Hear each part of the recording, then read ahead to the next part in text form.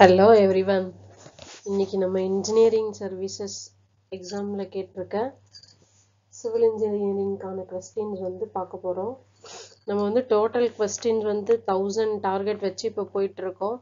இன்னைக்கு வந்து நம்ம 6th வீடியோல 75 to 85 கான கொஸ்டின்ஸ் பார்க்க போறோம். வாங்க வீடியோக்குள்ள போலாம்.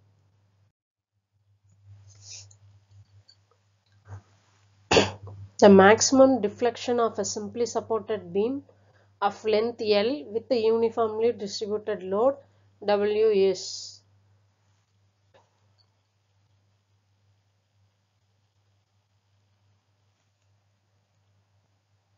என்ன கேட்டிருக்காங்க simply supportedல யூனிஃபார்ம் லோடு கொடுத்தோம் அப்படின்னா அது வந்து டிஃப்ளெக்ட் ஆகும் இல்லையா. இப்போ இந்த மேக்ஸிமம் என்ன டிஃப்ளெக்ஷன்னு கேட்டிருக்காங்க. ஸோ இதில் ஆப்ஷன் ஏ என்ன கொடுத்துருக்காங்க 5W L power 4 by 384 EI WL square by 48 EI WL square by 384 EI option D WL square by 5 EI. இப்போ இதில் வந்து UDL simply supported இருந்துச்சு அப்படின்னா WL power 4 by 384 EI தான் வந்து ஆன்சர். இப்போ சப்போஸ் இதே simply supportedக்கு பாயிண்ட் லோட் வந்து சென்டர்ல கேட்டிருக்காங்கன்னு வைங்க, அப்ப அதுக்கு என்ன ஆன்சர் வரும் WL cube by 48 EI. இது நல்லா ஞாபகம் வச்சுக்கோங்க. யூடிஎலா இருந்துச்சு அப்படின்னா இந்த இடத்துல வந்து L பவர் 4 வரும். இதுவே பாயிண்ட் லோடா இருந்துச்சு அப்படின்னா L கியூப் வரும். இப்போ இங்க பாத்தீங்கன்னா எதுலையுமே வந்து L பவர் 4 கிடையாது. அட்லீஸ்ட் உங்களுக்கு தெரியலனாலும் இந்த மாதிரினா கூட ஞாபகம் வச்சுக்கோங்க. டக்குன்னு உங்களுக்கு வேல்யூஸ் ஞாபகம் வரல அப்படின்னாலும் அதை ஞாபகம் வச்சுக்கோங்க. 5W L power 4 by 384 EI வந்து சிம்பிளி சப்போர்ட்டட் UDL ஆக்ட் ஆச்சு அப்படின்னா அதுக்கான deflection. More water should not be added in the concrete mix as it will increase. Concrete மிக்ஸ்ல ஏன் வந்து அதிகமான வாட்டர் ஆட் பண்ணக்கூடாது, அப்படி ஆட் பண்ணா அது வந்து எதை இன்க்ரீஸ் பண்ணும்னு கேக்குறாங்க. ஒன்று வந்து strength, B durability, C water cement ratio, D all of the above. இப்போ நம்ம லாஜிக்கலாக யோசிங்க. ஒரு காங்கிரீட்ல நிறைய வாட்டர் நீங்க ஆட் பண்ணீங்கன்னா அது வந்து ஸ்ட்ரென்த்தை இன்க்ரீஸ் பண்ணுமா? ஸ்ட்ரென்த்து அதனால இன்க்ரீஸ் ஆகாது.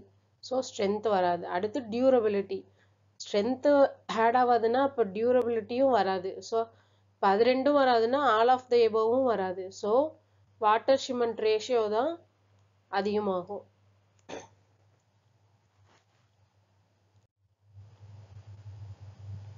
Workability of a concrete mix having very low water cement ratio should be obtained by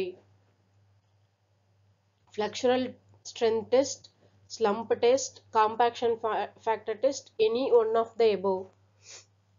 அதாவது ஒர்க்கபிலிட்டி காங்கிரீட் மிக்ஸ் வந்து அந்த மிக்ஸோட வாட்டர் சிமெண்ட் ரேஷியோ வந்து கம்மியா இருக்கு. ஸோ அந்த மிக்ஸுக்கு ஒர்க்கபிலிட்டி வந்து எந்த டெஸ்ட் மூலமா கண்டுபிடிப்போம்னு கேட்டிருக்காங்க. இதில் ஃப்ளெக்சுரல் ஸ்ட்ரென்த் டெஸ்ட் வராது. இதில் ஸ்லம்ப் டெஸ்ட்டும் காம்பேக்ஷன் ஃபேக்டர் டெஸ்ட்டு தான் வந்து நம்ம ஒர்க்கபிலிட்டி கண்டுபிடிக்க யூஸ் பண்ணுறோம். அதுலேயும் வந்து ஒரு மிக்ஸுக்கு லோ வாட்டர் சிமெண்ட் ரேஷியோ இருக்குது அப்படின்னா நம்ம அதில் காம்பேக்ஷன் ஃபேக்டர் டெஸ்ட்டு தான் வந்து யூஸ் பண்ணுவோம்.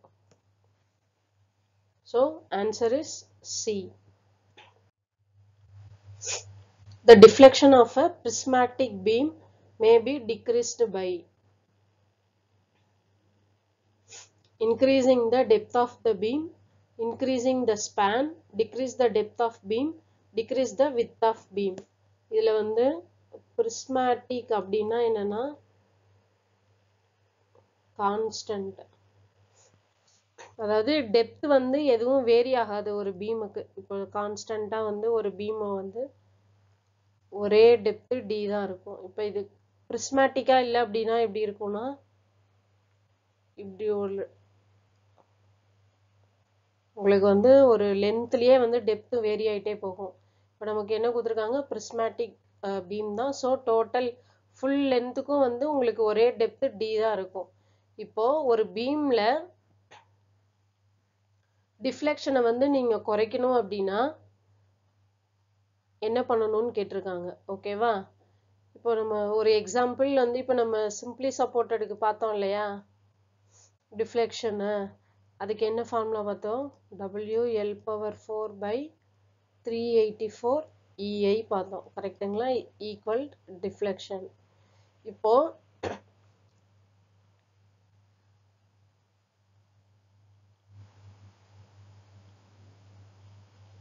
எல் ஸ்பேனு பார்த்தீங்க அப்படின்னா ஸ்பேனும் டிஃப்ளெக்ஷனும் வந்து டைரக்ட்லி ப்ரொபோர்ஷனலாக இருக்குது. இப்போ நீங்கள் லென்த் இன்க்ரீஸ் பண்ண பண்ண டிஃப்ளெக்ஷனும் இன்க்ரீஸ் ஆகும். ஸோ அப்போ ஸ்பேன் கிடையாது. அடுத்தது வந்து யங்ஸ் மாடுலஸ். இப்போ வந்து யங்ஸ் மாடுலஸ் இன்வெர்ஸ்லி ப்ரொபோர்ஷனலாக இருக்குது. பட் ஆனால் உங்களுக்கு வந்து இந்த ஆப்ஷனலில் வந்து யங்ஸ் மாடுலஸ் கேட்கல. இதில் என்ன கேட்டிருக்காங்க? டெப்த்து இன்க்ரீசிங் த ஸ்பேன் கேட்டிருக்காங்க. நம்ம இன்க்ரீஸ் பண்ணால் என்ன ஆகும்? டிஃப்ளெக்ஷனும் இன்க்ரீஸ் ஆகும். ஸோ அது வராது. அடுத்தது வந்து ஐ ஒன்று இருக்குது. ஐக்கு வந்து நமக்கு என்ன ஃபார்முலா வரும்? ஒருவேளை இப்போ நீங்கள் இப்போ ரெக்டாங்குலர் பீம் எடுக்கிறீங்கன்னா BDQ பை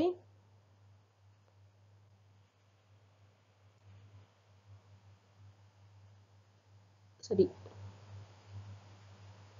BDQ/12. அப்போ எழுதிக்கோங்க. டிஃப்ளெக்ஷன் ஈக்குவல் டு வந்து ஒரு BDQ/12 வச்சுக்கோங்க. இன்வெர்ஸ்லி ப்ரொபோர்ஷனல் வந்து B and D. இதில் டிக்ரீஸ் த வித் ஆஃப் பீம்னு கேட்டிருக்காங்க. அது நீங்கள் இது டிக்ரீஸ் பண்ணீங்கன்னா என்ன ஆகும்? டிஃப்ளெக்ஷன் எகெயின் இன்க்ரீஸ் ஆகும். ஸோ இந்த ஆப்ஷனும் வராது. அதே மாதிரி டெப்த் இன்க்ரீஸ் பண்ணீங்கனாலும் என்ன ஆகும்? டிஃப்ளெக்ஷன் இன்க்ரீஸ் ஆகும். ஸோ அதுவும் வராது. Increasing the depth of beam தான் ஆன்சர். இப்போ நீங்கள் வந்து இப்போ ஒரு 600 ஆல்ரெடி கன்சிடர் பண்ணியிருக்கீங்க. உங்களுக்கு டிஃப்ளெக்ஷன் வந்து ஒரு 12 mm வருதுன்னு வச்சுக்கோங்க. இப்போ அடுத்தது வந்து இது டெப்த் ஆஃப் பீம் வந்து இப்போ 800 கொடுக்குறீங்க அப்படின்னா இன்னும் வந்து இது ஒரு 10 இல்லை 8 mm வந்து குறையும். ஸோ அப்போ டெப்த்தை தான் வந்து நீங்கள் இன்க்ரீஸ் பண்ணணும் டிஃப்ளெக்ஷனை குறைக்கிறதுக்கு. Answer is A. 80th question. The process of selective killing of infectious agents by chemical or physical means is known as.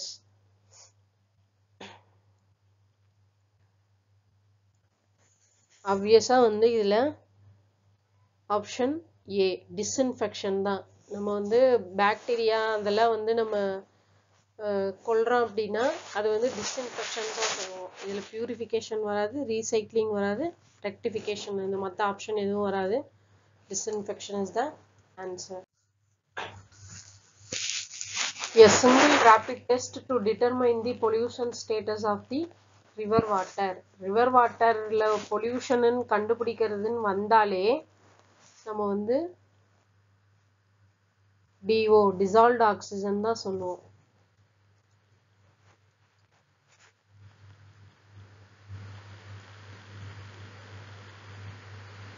The dissolved oxygen parameter எவ்வளோ இருக்கோ river waterல அதை வச்சு தான் அது எந்த அளவுக்கு பொல்யூட் ஆயிருக்குன்னு நம்ம சொல்ல முடியும். இப்போ எக்ஸாம்பிள் இப்போ வந்து அது 0க்கு டு சம் வேல்யூஸ் வந்து அது மாறிட்டே போகும். இப்போ 25 இருக்குன்னு வைங்க.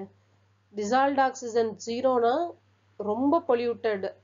அது எந்த அளவுக்கு இந்த வேல்யூஸ் வந்து இன்க்ரீஸ் ஆகுதோ அந்த அளவுக்கு வந்து அதில் பொல்யூஷன் ஃப்ரீன்னு சொல்லலாம். இப்போ எக்ஸாம்பிள் 0னா ஃபுல்லி பொல்யூட்டட். அடுத்து இப்போ 25 எடுக்கிறோம்னா அது வந்து பொல்யூஷன் ரொம்ப கம்மியாக இருக்குன்னு அர்த்தம். இல்லை BODனா என்னன்னா பயோகெமிக்கல் ஆக்சிஜன் டிமாண்ட். CODனா chemical oxygen demand.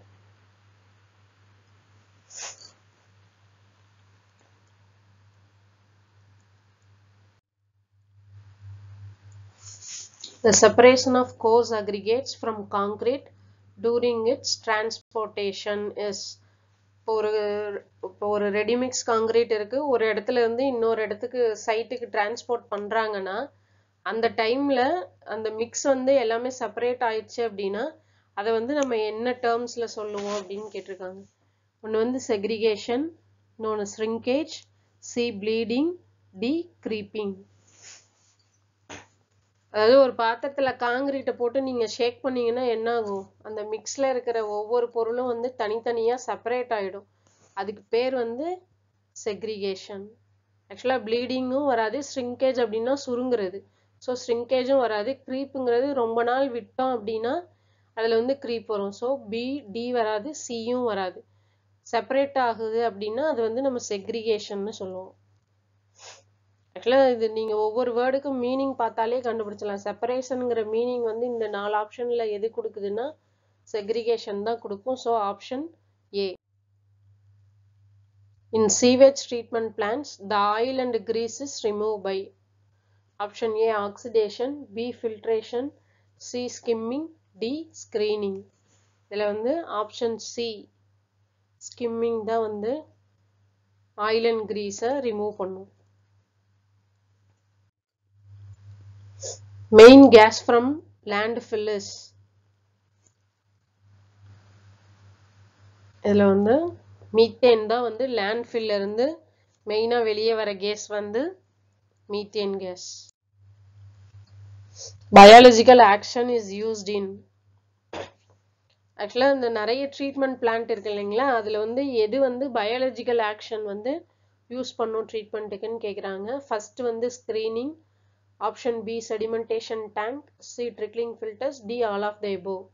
கண்டிப்பா எல்லாமே வந்து பயாலஜிக்கல் ஆக்ஷன் யூஸ் பண்ணாது, ஸோ டி வராது. செடிமெண்டேஷன் டேங்க்ல என்ன பண்ணுவோம்னா நம்ம வந்து ஆல்ரெடி கெமிக்கல்ஸ் எல்லாம் ஆட் பண்ணி செட்டில் ஆக விட்டு தான் பார்ப்போம். ஸோ அந்த இடத்துல எதுவும் நமக்கு வந்து பயாலஜிக்கல் ஆக்ஷன் நடக்காது. ஸ்க்ரீனிங்லேயும் வந்து பார்த்தீங்கன்னா ஃப்ளோட்டிங் மெட்டீரியல் தான் ரிமூவ் பண்ணும், ஸோ அங்கேயும் பயாலஜிக்கல் ஆக்ஷன் நடக்காது. அப்போ எதில் நடக்கும், ட்ரிக்லிங் ஃபில்டர்ஸ். இதில் தான் வந்து sand media, filter medias use பண்ணி அதில் வந்து நம்ம சாலிட்ஸ் எல்லாம் ரிமூவ் பண்ணுவோம். ஸோ இங்கே தான் வந்து நமக்கு பயாலஜிக்கல் ஆக்ஷன்ஸ் நடக்கும். So option C is the answer. இன்னைக்கு நம்ம ஒரு 10 கொஸ்டின்ஸ் வந்து நம்ம இப்போ பார்த்த கொஸ்டின் எல்லாமே வந்து டிஎன்பிஎஸ்சி 2015ல கேட்டிருந்த கொஸ்டின்ஸு. இதே மாதிரி நம்ம காம்படிட்டிவ் எக்ஸாமில் கொடுத்துருக்க கொஸ்டின்ஸ் தான் நம்ம பார்த்துட்டு இருக்கோம். நீங்கள் கண்டிப்பாக பார்த்து ஃபாலோ பண்ணுங்கள், ரொம்ப யூஸ்ஃபுல்லாக இருக்கும். தேங்க்ஸ் ஃபார் வாட்சிங். Please share and subscribe.